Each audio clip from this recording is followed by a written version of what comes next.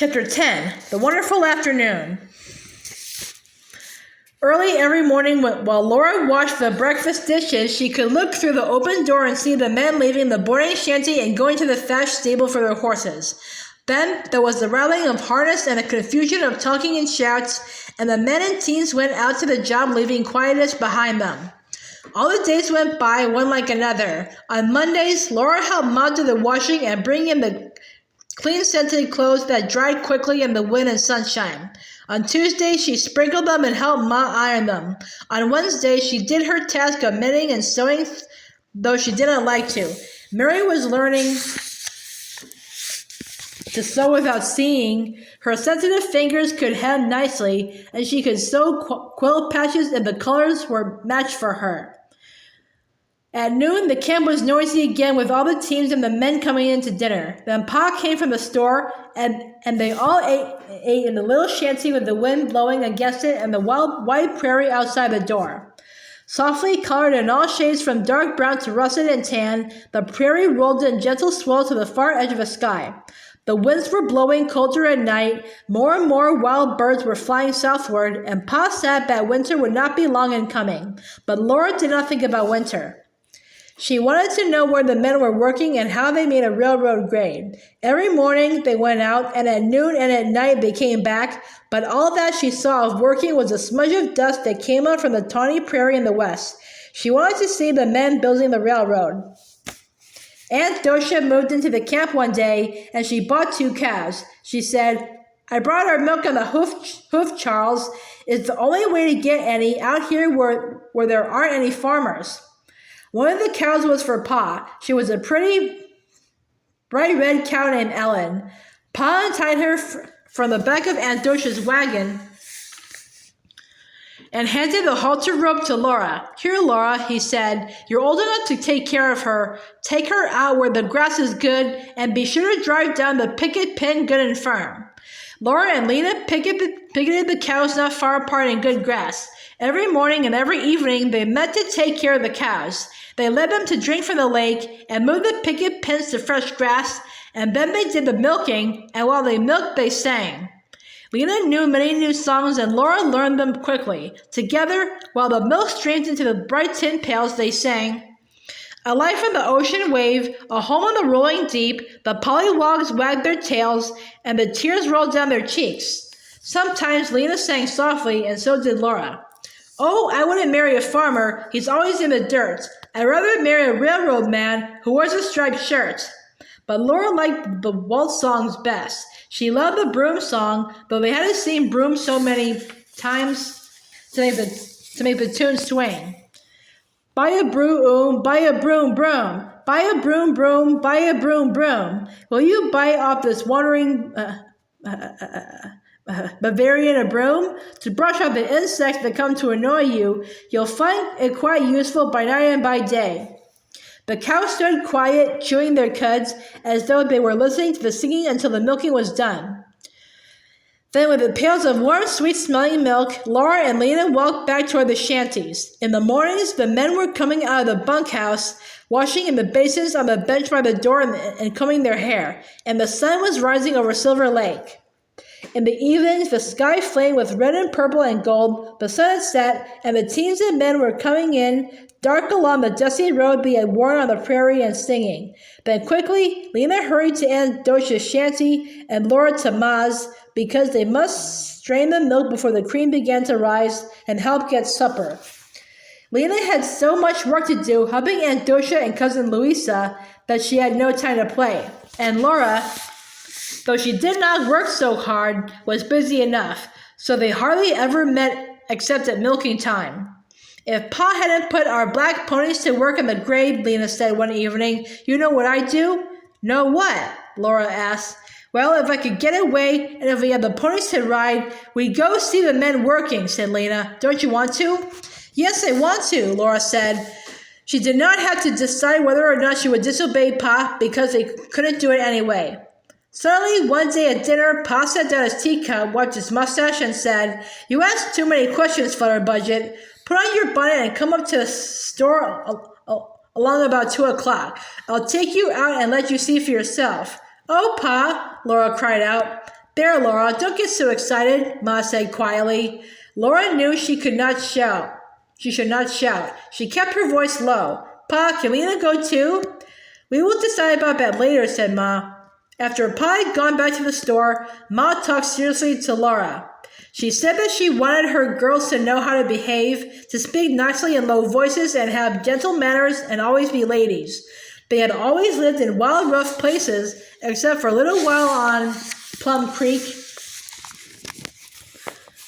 And now they were in a rough railroad camp, and it would be so some time before this country was civilized. Until then, Ma thought it best that they keep themselves to themselves. She wanted Laura to stay away from the camp and not get acquainted with any of the rough men there. It would be all right for her to go quietly with Pa to see the work this once, but she must be well behaved and ladylike, and remember that a lady never did anything that could attract attention. Yes, Ma, Laura said. And Laura, I do not want you to take Lena, said Ma. Lena is a good, capable girl, but she is boisterous, and Dosha has not curbed her as much as she might. If you must go where those rough men are working in the dirt, then go quietly with your Pa and come back quietly and see no more about it. Yes, Ma, Laura said. But what, Laura? Ma asked. Nothing, said Laura. I don't know why you want to go anyway, Mary wondered. It's much nicer here in the shanty or taking a little walk by the lake. I just want to. I want to see them building a railroad, Laura said. She tied on her sunbonnet when she set out and resolved to keep it tied on. Pa was alone in the store. He put on his broad-brimmed hat and padlocked the door, and they went out to the prairie together. At that time of day, when there were no shadows, the prairie looked level, but it was not. In a few minutes, its swells hid the shanties, and on the grassy land there was nothing to be seen but the dusty track of the road and the railroad grade beside it. Against the sky ahead rose the smudge of dust, blowing away on the wind. Pa held onto his hat, and Laura bent her head in the flapping sunbonnets, and they trudged along together for some time. Then Pa stopped and said, "Baby, we're a half pint." They were standing on a little rise of the land. Before them, the railroad grade ended bluntly. In front of it, men with teams and plows were plowing onward toward the west, breaking a wide strip of the prairie side. "Did they do it with plows?" Laura said. It seemed strange to her to think that men with plows went ahead into this country that had never been plowed to build a railroad. "And scrapers," said Pa. "Now watch, Laura." Between the plowing and the blunt end of the grade, teams and men were going slowly around in a circle, over the end of the grade and back to cross the plowed strip. The teams were pulling wide, deep shovels. These were the scrapers.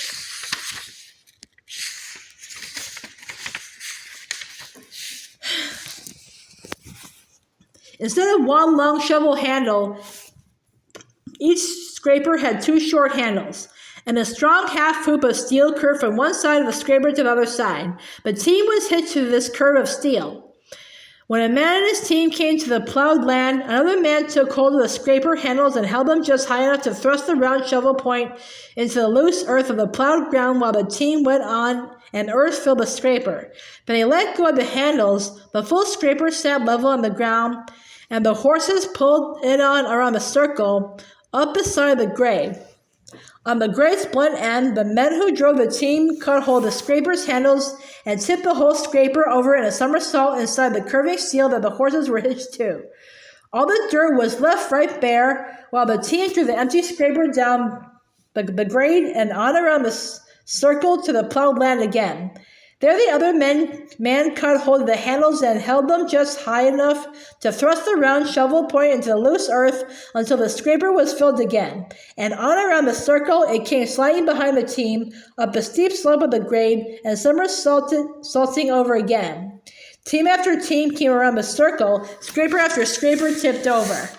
The teams never stopped coming, the scrapers never stopped filling and tipping. As the loose soil was scraped from the plowed land, the curve widened out so that the scrapers passed over freshly plowed ground ahead, while the plowed teams came back and plowed again the ground that had been scraped. "It's all gone like clockwork," said Pa. "See, no one stands still, no one hurries." When one scraper is filled, another is on the spot to take its place, and the scraper holder is there to grab the handles and fill it. The scrapers never have to wait for the plows, and the plows go just so far ahead before they come back to plow again the ground that has been scraped. They are doing great work. Fred is a good boss. Fred stood on the dump watching the teams and scrapers circling, and the plows coming around inside the circle and moving out ahead of it again. He watched the dumping of the scrapers and the dirt rolling down, and dumping of the scrapers and the dirt, and with a nod or a word, he told his driver when to dump his scraper so that the grade would be even and straight and level.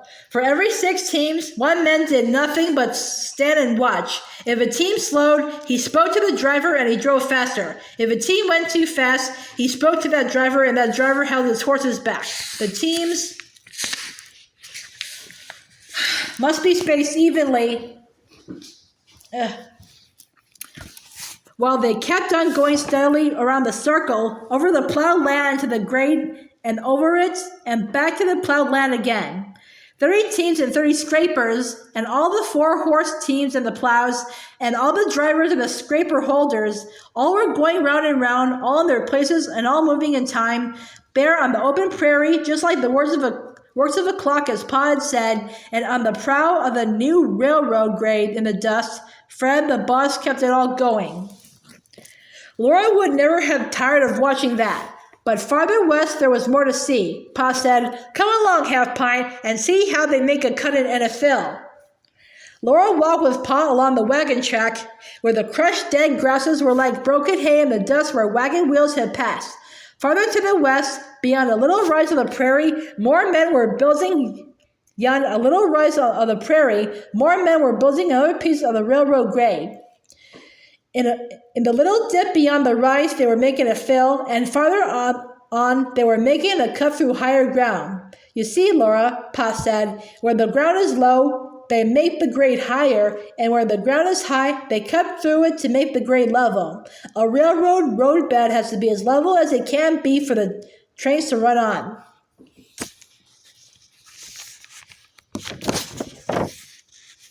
"Why, Pa?" Laura asked. "Why can't the trains just run over the prairie swells?" There were no real hills, and it seemed a waste of hard work to cut through all the little rises and fill in all the little hollows just to make the roadbed level. "No, it saves work later on," Pa said. "You ought to be able to see that, Laura, without being told." Laura could see that a level road would save work for horses, but a locomotive was an iron horse that never got tired. "Yes, but it burns coal," said Pa. "Coal has to be mined, and that's work. An engine burns less coal running on a level than it does going up and down grades. So you see, it takes more work and costs more money now to make a level grade, but later on there will be a saving in work and money, so they'll be used for building something else." "What, Pa? What else?" Laura asked. "More railroads," said Pa. "I wouldn't wonder if you'll live to see a time, Laura, when pretty nearly everybody will ride on railroads and there'll hardly be a covered wagon left." Laura could not imagine a country with so many railroads, nor one so rich that nearly everybody could ride on trains, but she did not really try to imagine it because now they had come to high ground where they could see the men working at the cut and the fill.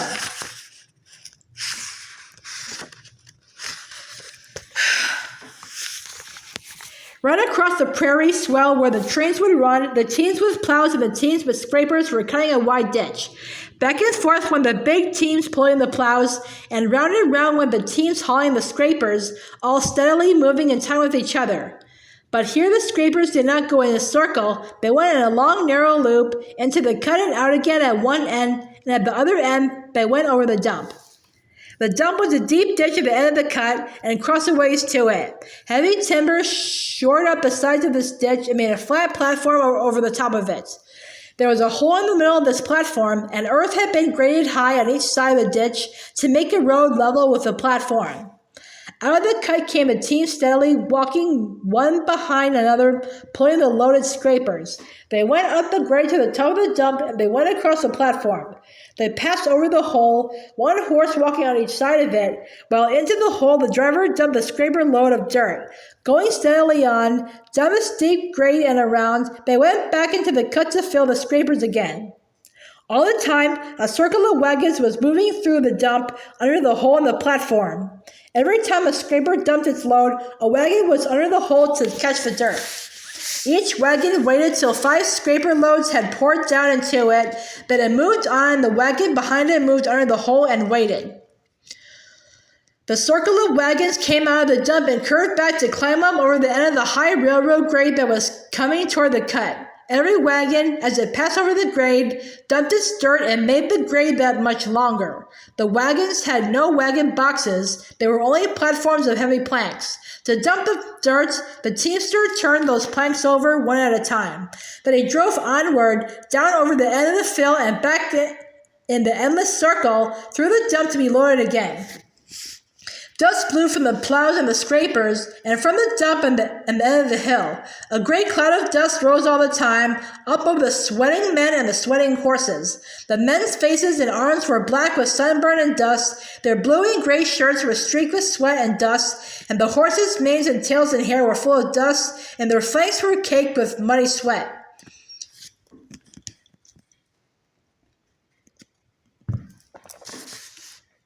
They all went on steadily and evenly, circling into the cut and out, while the plows went back and forth, and circling under the dump and back over the ends to the fill and under the dump again. The cut grew deeper and the fill grew longer, while the men and teams kept on weaving their circles together, never stopping.